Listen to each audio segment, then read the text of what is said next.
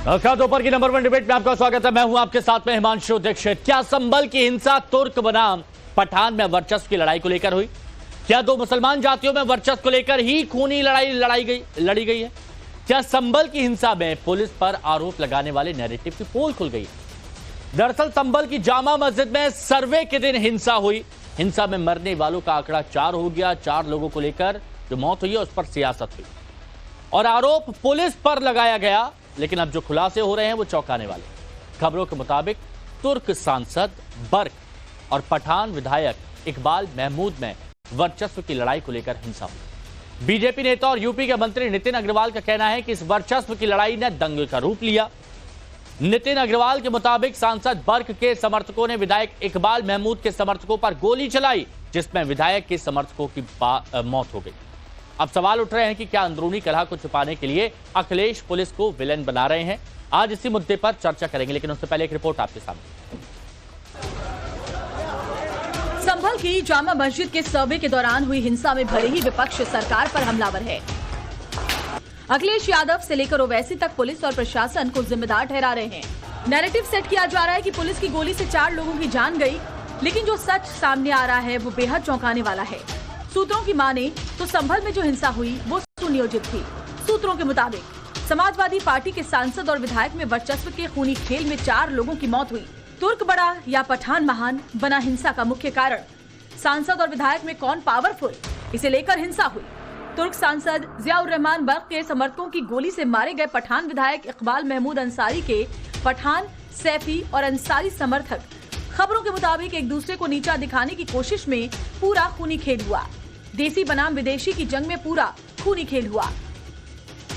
BJP विधायक और UP सरकार में मंत्री नितिन अग्रवाल ने सोशल मीडिया पर लिखा है, संभल की आगजनी और हिंसा वर्चस्व की राजनीति का नतीजा है। तुर्क पठान विवाद ने न केवल शांति भंग की बल्कि आम लोगों की सुरक्षा पर भी सवाल खड़े किए। यूपी पुलिस की तत्परता सराहनीय है। #सपा प्रायोजित हिंसा। इसमें बिल्कुल स्पष्ट है कि वहाँ पे विधायक और सांसद अपने वर्चस्व की लड़ाई लड़ते आए हैं और कौन बड़ा है, कौन पावरफुल है, इसकी लड़ाई हमेशा रही है वहाँ पे। और इसमें कोई दो राय नहीं है कि जो ये हिंसा कराई गई ये केवल और केवल इन दोनों के वर्चस्व की लड़ाई रही है।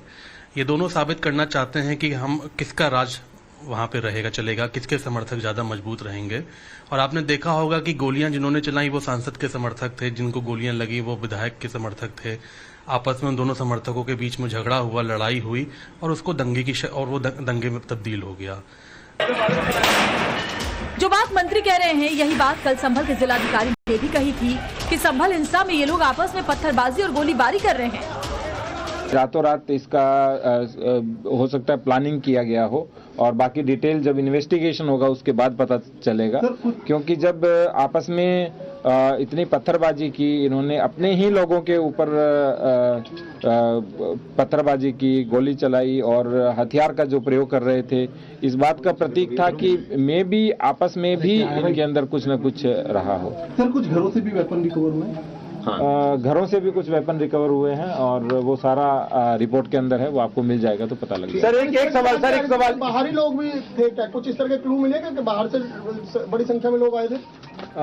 बहुत बाहर से तो मैं नहीं कहूंगा, लेकिन 10-15 किलोमीटर के एरिया से लोगों को बुलाया गया था। साफ है कि दो मुस्लिम नेताओं के बीच वर्चस्व की लड़ाई में पूरा खूनी खेल हुआ। पोस्टमार्टम रिपोर्ट में भी इस बात का खुलासा हुआ कि किसी भी युवक की मौत पुलिस की गोली से नहीं हुई। मरने वाले 4 युवकों को सीने में गोली मारी गई। पोस्टमार्टम में 4 के शरीर से कोई बुलेट रिकवर नहीं हुई। बुलेट रिकवर नहीं होने की वजह से ये ठीक कहना मुश्किल है कि मृतकों को लगी गोली किस गन से चली थी। ऐसे में सवाल है, अगर मुसलमानों की जातियों में वर्चस्व की लड़ाई में खूनी संग्राम हुआ तो फिर पुलिस को कटघरे में क्यों खड़ा किया जा रहा है? सवाल ये भी है कि क्या अपनी ही पार्टी के सांसद और विधायक के बीच हुई जंग को छिपाने के लिए अखिलेश नया नैरेटिव गढ़ रहे हैं? सवाल ये भी है कि अगर समाजवादी पार्टी की अंदरूनी लड़ाई में जिन 4 युवकों की जान गई उसका जिम्मेदार कौन है? और सबसे बड़ा सवाल ये कि क्या डैमेज कंट्रोल करने के लिए अखिलेश ने समाजवादी पार्टी के प्रतिनिधि मंडल को संभल भेजा है? ब्यूरो रिपोर्ट, टाइम्स नाउ, नव भारत। और देखिए, चर्चा करेंगे, मेहमानों से मिलवाएंगे, लेकिन एक और बड़ी खबर आपको बता देते हैं। टाइम्स नाउ भारत के कैमरे पर संभल हिंसा के आरोपी नंबर 2 यानी सोहेल इकबाल ने कहा ये FIR में जो लिखा है वो झूठ है, मैं वहां मौजूद नहीं था। तुर्क और पठान वर्चस्व की लड़ाई पर सोहेल इकबाल ने कहा यह हमारा मजहबी मामला है, इसे लेकर बात ना की जाए, हम दोनों का मकसद शांति रखने का है। विधायक इकबाल महमूद के बेटे हैं सोहेल इकबाल, जिनको आरोपी नंबर 2 बनाया गया है, जिनका जिक्र आरोपियों में किया गया है। एक नई बात निकल के सामने आई है तुर्क और पठान की।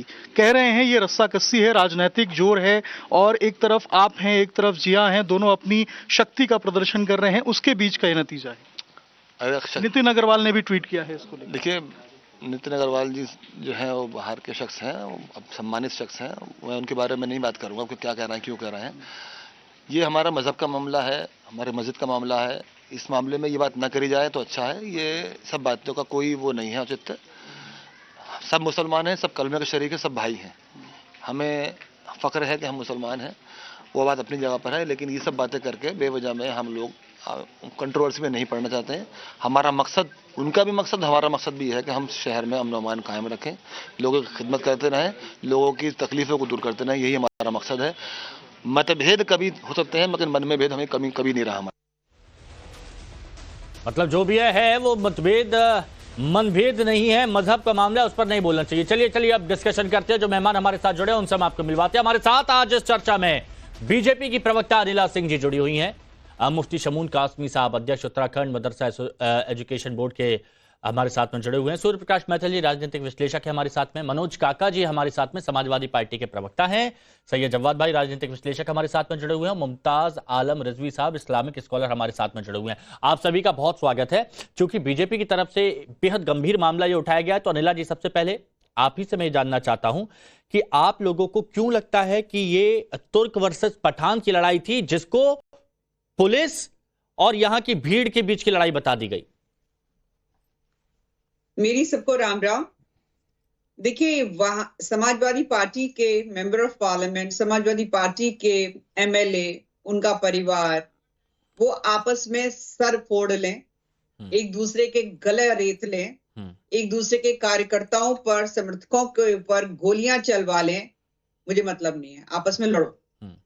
पर आप कानून व्यवस्था बिगाड़ोगे, आरोप जो है पुलिस प्रशासन पे लगा दोगे, योगी आदित्यनाथ जी की सरकार को कटघरे में खड़ा कर दोगे।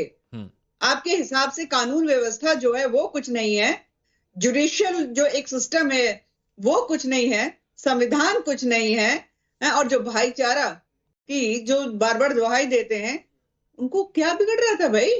सर्वे टीम आ रही थी, सर्वे करके चली जाती, बाकी कोर्ट कचहरी में चलता रहता। इतना बड़ा दंगा जो किया, इन लोगों ने पंगा ले लिया है योगी आदित्यनाथ जी की सरकार से, ये बख्शे जाएंगे?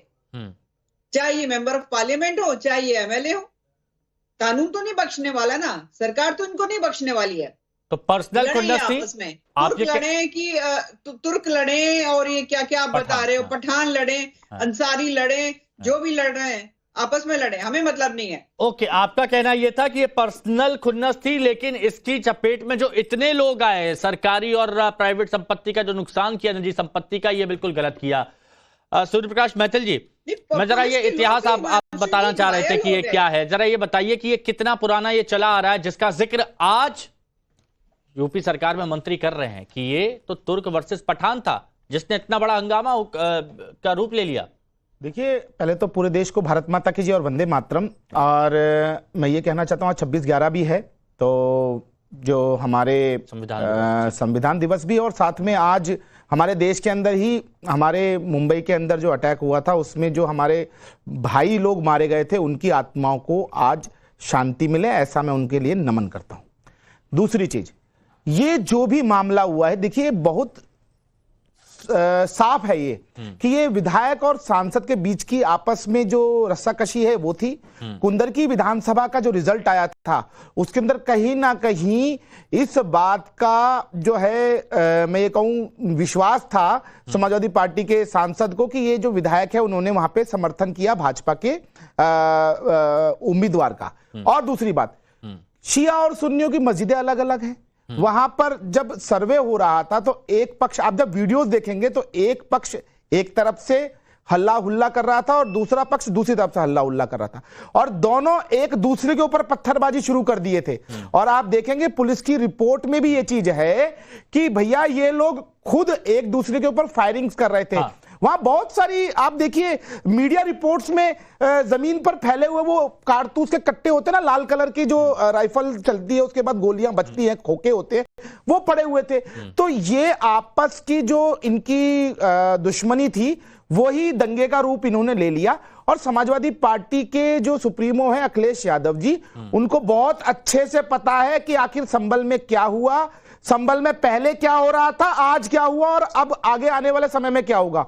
इसीलिए उन्होंने गुप्त रूप से एक प्रतिनिधि मंडल भी भेजा है अपने सांसद और विधायक दोनों को मनाने के लिए कि भाई तुम क्या कर रहे हो, और साथ ही साथ प्रशासन के ऊपर इन्होंने आरोप लगाया। वो पीड़ितों से मिलने के लिए नहीं है जो डेलीगेशन गया। ना ना ना ना ना, वो राजनीतिक जो आग जल रही है उसको ठंडा करने के लिए है विधायक और सांसद के बीच में। और एक महत्वपूर्ण बात, अरे पीड़ितों के अंदर तो पुलिस वाले भाई भी आते हैं जिनके सर फटे हैं, 25-25 और 28-28 टाके लगे हैं, सारी पुलिस की गाड़ियां जला दी गई, तो उनसे भी मिलना चाहिए था। यदि ऐसी बात थी पीड़ितों से मिलना था तो केवल और केवल वहां जाकर सांसद और विधायक के बीच में जो बैठक करके वहां पर जो आग लगी हुई है उसको ठंडा करने की कोशिश कर रहे हैं। लेकिन हिमांशु भाई एक बात है, बहुत गलत बात है, ये बहुत गलत बात है कि आप लोगों का मजहबी मामला था, आप लोग शिया और सुन्नी एक दूसरे को गला काटने के लिए हमेशा तैयार रहते हो। आपने प्रशासन को व्यवस्था को खराब किया और साथ में इंटरनेशनली क्या मैसेज भेजा कि पुलिस ने फायरिंग की। ठीक है, ये आपकी बात हो गई। अब यहीं पर बिल्कुल क्लियर करवा लेते हैं। सैयद जव्वाद जी हमारे साथ में है, राजनीतिक विश्लेषक है। जव्वाद भाई जरा बताइए कि ये मुद्दा यहां पर उठ रहा है कि पर्सनल लड़ाई थी और पर्सनल लड़ाई के चक्कर में इतना सब कुछ हंगामा यहां पर कर लिया गया। जी बहुत बहुत शुक्रिया आपका हिमांशु भाई वक्त देने के लिए। आपको और आपके सभी दर्शकों को मेरा जय हिंद, जय संविधान। देखिए क्या है, अब सरकार जो है अपनी कमियों का जो मलौदा है वो इस बुनियाद पर जो है फेंकना चाहती है कि उसकी कोई भी गलती नहीं है, और इसको दूसरा जो है अब ट्विस्ट दिया जाएगा, अपनी कमियां बताई नहीं जाएंगी। उत्तर प्रदेश की सरकार लगातार दंगा रोकने में, और यहां तो जंगल राज उत्तर प्रदेश में चल ही रहा है। बहराइच हिंसा के अंदर आपने देखा था क्या हुआ, भाजपा विधायक ने अपने ही कार्यकर्ताओं के खिलाफ एफआईआर दर्ज करवाई, खूब बहराइच आपने चलाया। आज बहराइच का जिक्र नहीं करते हैं। कौन लोग निकले बहराइच के अंदर, यही लोग भाजपा के लोग निकले, और खुद वहां के मौजूदा विधायक ने ही एफआईआर दर्ज करवाई। वो आप आते हैं, आ रहा हूं। संभल का जो वाकया हुआ है वो भी इसी तरीके से हुआ है, और उसके पीछे जब एक बार हिमांशु भाई सर्वे हुआ कोई आपत्ति नहीं, सर्वे और भी मस्जिदों के हुए कोई आपत्ति नहीं, कोई विवाद नहीं, एक संवैधानिक लड़ाई है। दोबारा सुबह सुबह तड़के तड़के जो है आप करने पहुंच जाते हैं, और पुलिस प्रशासन का इंटेलिजेंस फेलियर कुछ भी नहीं होगा, कोई जिम्मेदारी नहीं होगी। आप कहीं जा रहे हैं, ये बार बार कहा गया, थोड़ा सा क्लियरिटी बहुत जरूरी है। देखिए जब यहां पर डिस्कशन होता है तो क्लियरिटी मैं चाहता हूं कि सबको हो जाए। मनोज काका जी, और थोड़ा सा रुकिएगा आप सब लोग, मैं आ रहा हूं। आपने कहा कि सुबह सर्वे क्यों हुआ, विष्णु शंकर जैन से बात हुई, वहां अधिकारियों से बात हुई, और सर्वे टीम में जब हिंदू पक्ष और मुस्लिम पक्ष दोनों थे तो वहां ये पहले ही क्लियरिटी हो गई थी कि अंधेरा हो चुका है, बहुत सारा नहीं हो पाया है, तो रोशनी में करना है, ये पहले ही क्लियरिटी हो गई थी। ये दूसरा सर्वे की, अब आगे बताइए। अब अगर सर्वे दूसरा सर्वे आप लेने जा रहे हैं कि कोर्ट की परमिशन से आप गए थे? बिल्कुल परमिशन दी गई थी। एफिडेविट वाला फुटेज भी ले आइएगा। मैं बिल्कुल आप बात करते रहिए, मैं दिखा दूंगा एफिडेविट वाला फुटेज भी लाइएगा। अगर आप गैर संवैधानिक काम कर रहे हैं तो उस पर ऑब्जेक्शन जरूर क्रिएट होगा। मैं उसको आपको बता दूं, 1991 का प्लेसेस ऑफ वर्शिप एक्ट मौजूद है इस देश के अंदर, इसी संसद से पारित हुआ, और सुप्रीम कोर्ट एक डिसीजन दे रही है और उसको निचली अदालत नहीं मान रही है। पहले एक चीज बहुत क्लियर कि पहले से ही मुस्लिम पक्ष को हिंदू पक्ष को पता था कि इस तारीख को इतने बजे होगा, रिसीविंग बकायदा ली गई थी दोनों पक्षों की तरफ से। अब आप ये बोल रहे हैं बिना जानकारी वहां पर पहुंचे, ये गलत है, गलत है कि नहीं है? यही झूठ क्लियर होना है। हाँ सुनिए, मौजूदा लोगों को वहां पर जो भीड़ आई उनको भी इंफॉर्मेशन इस चीज की नहीं थी, आसपास के जो लोग निवासी थे सबको ढिंडोरा पीटते हुए वहां पर जाना है क्या? अरे जो लोग सर्वे गए करने के लिए, और जब वो लोग निकल रहे हैं तो नारे लगाते हुए निकल रहे हैं, ये कौन लोग पहुंच गए थे? किसकी परमिशन से आए वो लोग? अरे अगर यही आप जो है अपना दलील रखना है तो आप बताइए। जो लोग, और अच्छा 2 ही लोग हैं, एक विष्णु शंकर जैन, तो हरिशंकर मतलब जैन, 2 ही लोग हैं। ये तस्वीर देखिए, ये तस्वीर देखिए जो आप कह रहे हैं ना, ये एफिडेविट, ये रिसीविंग है। नीचे आप जो देख रहे हैं ना, ये सारी रिसीविंग ली गई है। ये बकायदा बताया गया है कि इस तारीख को इतने बजे यहां पर होगा। तो आप बताइए, आप बोल रहे थे कि नहीं हुआ। हम आपको ये कह रहे हैं जिस तरीके से कार्रवाई हुई उस कार्रवाई के बारे में बता रहा हूं। और जो अब एक बात और बताइए, ये जो आरोप लग रहे हैं कि ये तो आपस की लड़ाई थी, ये इसका कुछ नहीं, बिल्कुल गलत है। सरकार अपना जो है कमी को छुपाना चाह रही है। सरकार का निकम्मापन है, निखरनापन है। ओके और निखरनापन है। ओके, ठीक है, सुनिए, ठीक है, तो ठीक है। मणिपुर में सुन्नी की लड़ाई है। मणिपुर में कौन चला रहा है? ठीक जो है। इनका मजहबी जो है ना, ये मजहबी मतभेद है वहां पर। ओके। और वो मैं आपको बता दूं, वो अब सुन्नियों की मस्जिद है। क्या नहीं, आपने देखिए, आपने एक पॉइंट उठाया। हाँ, आप वो सुन्नियों की मस्जिद है, जामा मस्जिद जो है, आपने जो पॉइंट उठाया, ओके, अच्छा देखिए, क्लियरिटी देखिए, वो क्लियरिटी हुई। आपने जो 2 पॉइंट उठाया उसकी क्लियरिटी हुई। अब जरा मैं यहां पर जान लेता हूं, हमारे साथ में जो अगले मेहमान यहां पर हैं, बताइएगा। कासमी साहब जो हमारे साथ में जुड़े हुए हैं, मुफ्ती शमून कासमी साहब। मुफ्ती शमून कासमी साहब, ये तुर्क वर्सेस पठान का मामला सामने आ रहा है, क्या आपको भी लगता है ये आपसी मतभेद का मामला हो सकता है? क्योंकि जो डीएम थे वो खुद कह रहे हैं, जिलाधिकारी, कि आपस में पथराव किया जा रहा था, आपस में फायरिंग की जा रही थी। हाँ, ये दुर्भाग्यपूर्ण है। सबसे पहले तो मेरी संवेदनाएं जो है उन परिवारों के साथ हैं जो इनके षड्यंत्र का शिकार हो गए। और अभी जो विधायक के पुत्र बोल रहे थे वो तो स्वयं स्वीकार कर रहे थे। बिल्कुल, वो स्वीकार कर रहे थे और ये कह रहे थे कि हम तो कलमे के शरीक हैं। जो मरने वाले वो भी तो आपके कलमे के शरीक थे।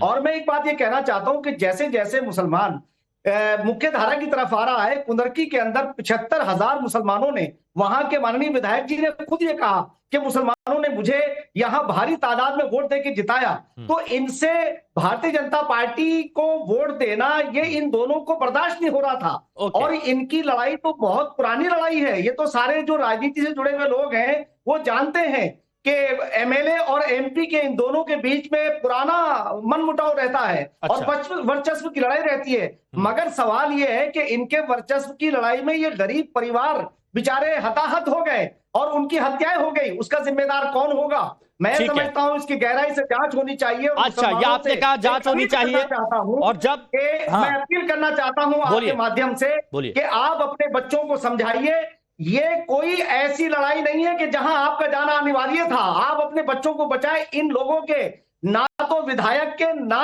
एमपी के बच्चे आगे थे, और मरने वाले जो बच्चे हैं ये इससे अनपढ़ और इनके पसमानदगी का फायदा उठाया जा रहा है। ओके, और देखिए जिस बात का जिक्र कासमी साहब कर रहे हैं, ये इसीलिए कहा गया आम लोगों से अपील कि ना सांसद काम आएंगे ना विधायक काम आएंगे। एफआईआर में इस बात का जिक्र है कि सांसद साहब हमारे साथ में है, कोई नहीं, आप आगे बढ़ो, कुछ नहीं होने देंगे आपको, इस बात का जिक्र है। अब मनोज काका जी आपके पास आते हैं। आज अखिलेश यादव जी का डेलीगेशन भी वहां पर पहुंच रहा है, लेकिन यहां जैसे कहा जा रहा है कि वहां पर पीड़ितों से मिलने का मकसद नहीं है, जो आपसी आग लगी हुई है उसको बुझाने की कोशिश की जा रही है। मैं आपका स्टैंड जानना चाहता हूं, मनोज काका का, समाजवादी पार्टी का स्टैंड इस पर क्या है? बहुत शुक्रिया हिमांशु। एक वो जो बात है कि उस मजहबी गुमान पर सभी रहे हैं थूक, और जिसमें कहानी हो गई है योगी आदित्यनाथ के शासन की बंदूक। जिस सरकार से सवाल होना चाहिए कि इतना बड़ा दंगा हुआ, अभी बहराइच में हुआ, वहां गोपाल, यहां हुआ, 4 और युवाओं की लाश गिरी। तो इन लाशों से जो लोग संवेदना विहीन हैं, जिनके हृदय के पत्थर हैं, और उनकी दरबारी गीत गाने वालों के भी हृदय के पत्थर हैं, क्योंकि उनके बच्चे तो कभी झांसी के अस्पतालों में जलकर खाक हुए नहीं, उनके बच्चों पे गोलियां तो चली नहीं। बस सरकारी दरबारी गीत योगी मोदी की गाना है और अपने बच्चों को फॉरेन, यूके और लंदन भेज देना है। तो वो तो चाहेंगे ही कि भारत में धार्मिक उन्माद फैला रहे। सरकार से न सवाल किया जाए तो दरबारी गीत गाने वाले से ये सवाल है कि किससे पूछ लिया जाए कि उत्तर प्रदेश की कानून व्यवस्था ध्वस्त है। आज बनारस में हमारे यहाँ जहां से हम संवाद कर रहे हैं, 6 साल की बेटी के साथ रेप हुआ, किससे पूछा जाए? योगी आदित्यनाथ से नहीं पूछा जाएगा तो बराक ओबामा से पूछा जाएगा।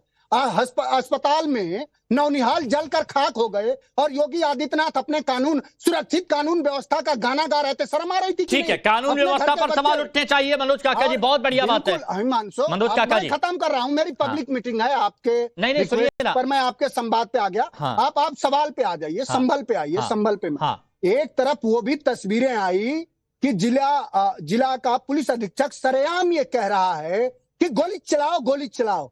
और मैं ये जानना चाह रहा हूं, समाजवादी पार्टी और उत्तर प्रदेश के नौजवान किसान जो खाद के लिए अभी बगल में, जहां से हम सब बात कर रहे हैं, बगल में खाद के लिए लोग लाइन लगाए हैं, मार हो रही, वो जानना चाह रहे हैं कि क्या अब योगी आदित्यनाथ के पुलिस का कानून व्यवस्था को कायम करने का सिर्फ यही तरीका बचा है कि गोली चलाओ गोली चलाओ? 4 पुलिस के अधिकारी जिनको गोली लगी है, 15 पुलिसकर्मी जो घायल हुए अस्पताल में भर्ती हैं, वो आपकी नजर में पीड़ित नहीं है क्या मनोज काका जी? बिल्कुल। और अगर रबर पैलेट गन वहां पर इस्तेमाल किया जा रहा है, लीथल वेपन का इस्तेमाल नहीं हुआ? लीथल वेपन का इस्तेमाल हुआ। ये सरकारी बयान आप पढ़ना चाह रहे हो हिमांशु, आप पढ़िए, आपको पूरी स्वतंत्रता है, आप चारण भाटगिरी करिए, मैं तो नहीं कर सकता हूँ। वहाँ लीथल वेपन से लोगों की जान चली जाती है क्या? लीथल वेपन से लोगों की जान जाती है क्या? मैं आपसे जानना चाह रहा हूँ। मैं तो देखिए, मैं जिम्मेदारी के साथ तथ्यों को रख के सवाल पूछता हूँ, हवाई बातें मैं करूंगा नहीं मनोज काका जी, आप खुद जानते हैं, है ना? मैं सिर्फ तथ्यों की बात करूंगा, मैं इधर उधर भी नहीं जाऊंगा, बिल्कुल इधर उधर नहीं जाऊंगा।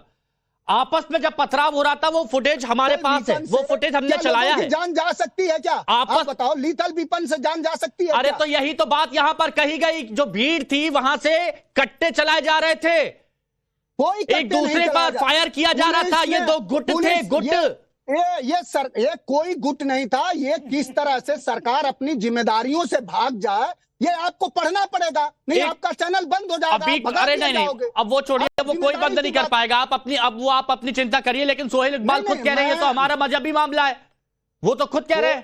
कोई उनका मजहबी मामला नहीं है, ये मामला धार्मिक उन्माद का है। और मैं ये जानना चाह रहा हूँ, मामला नहीं है ना, कट्टे चले और जो वीडियोस है वो झूठ बोल रही है, पुलिस प्रशासन झूठ बोल रहा है। नहीं, और ये मैं चाहता हूँ, नहीं सूर्यप्रकाश जी एक मिनट मैं चाहता हूँ, क्योंकि ये सीधे सरकार पर है, तो अनिला जी नहीं, अनिला जी ही जवाब दे, क्योंकि सीधा सरकार से। अनिला जी देखिए हिमांशु जी, मैंने अभी मनोज काका जी की सारी बातें सुनी।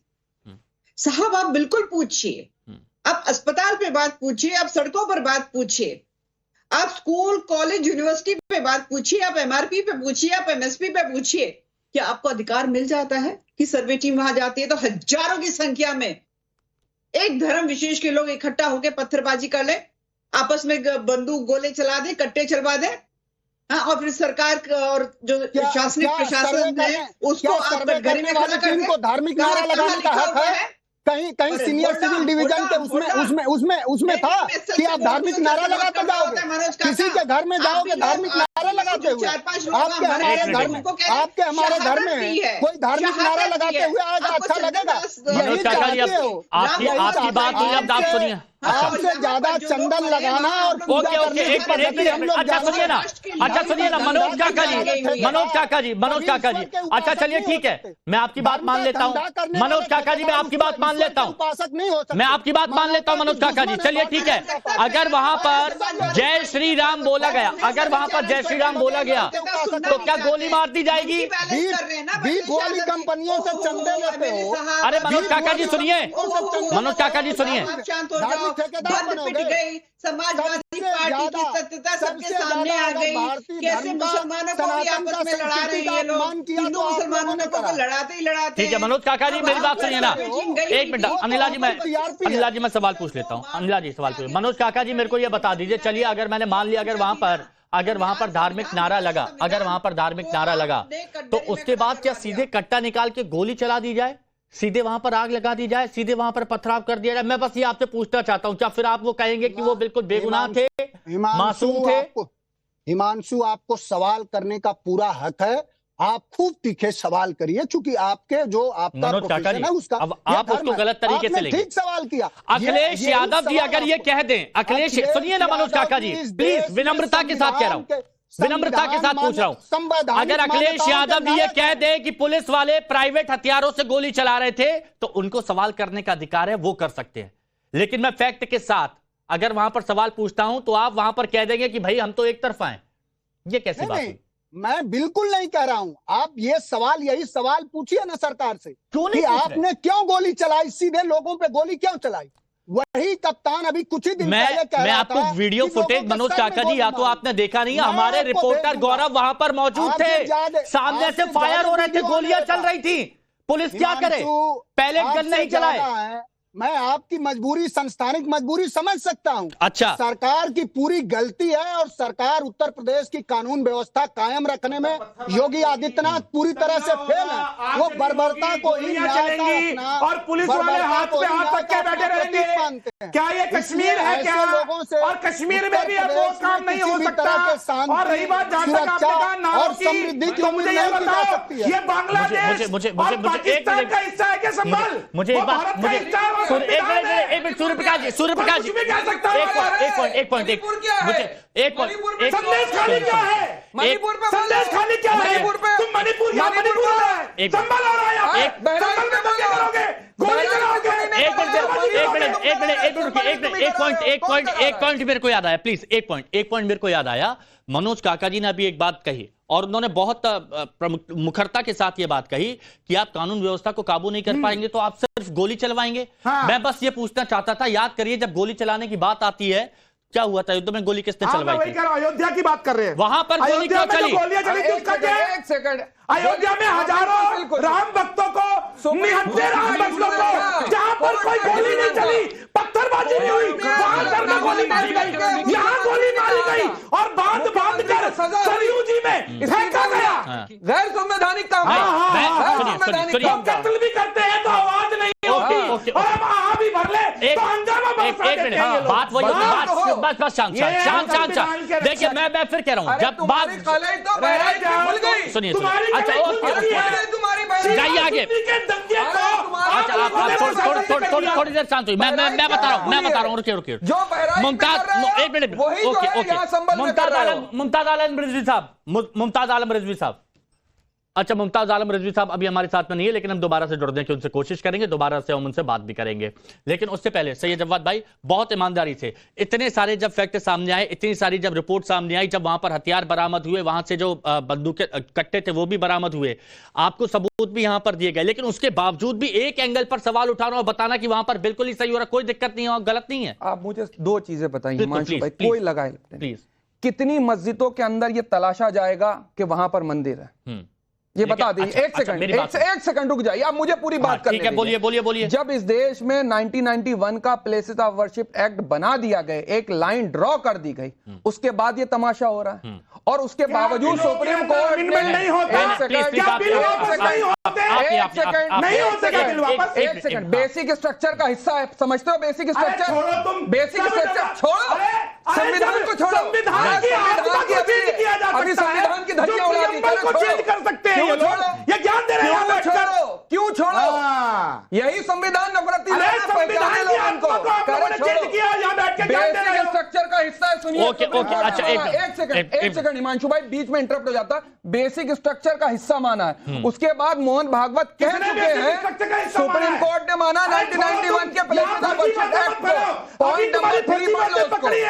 अरे यार तुम्हें कुछ अच्छा, नहीं ये बात आप लोग नहीं मानेंगे, ये बात आप लोग नहीं मानेंगे। अच्छा एक मिनट, प्लीज,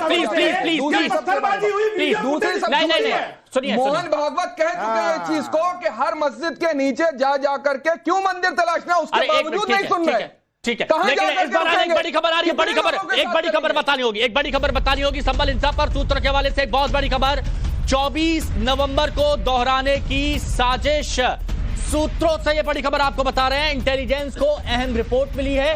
29 नवंबर को कोर्ट में सर्वे रिपोर्ट जमा होनी है। 29 नवंबर को जुमे की नमाज भी है। कई लोगों को भड़काया जा रहा है, ये जो सूत्रों से खबर आ रही है, और मस्जिद बचाने के लिए उकसाया जा रहा है। अब यही बात कासमी साहब जब इस तरह की चर्चा की जाएगी, बार बार भड़काया जाएगा और यह कहा जाएगा कि आपसे आपकी मस्जिद छीन ली जाएगी, आपके मदरसे छीन लिए जाएंगे, आपके कब्रिस्तान छीन लिए जाएंगे, और अभी फिर से वही किया जा रहा है जो सूत्रों से खबर है।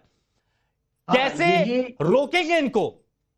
हाँ, यही दुर्भाग्यपूर्ण बात है कि कोई भी कानून आता है या कोई भी कार्य जो सरकार के पॉजिटिव आते हैं, सकारात्मक, ये ग्रुप खड़ा हो जाता है ताकि ये मुख्य धारा से न जुड़ सके और ये इनका वोट बैंक बना रहे। मैं आज मुसलमानों से सीधा ये कहना चाहता हूं कि आप अपने बच्चों को एजुकेशन की तरफ लाइए।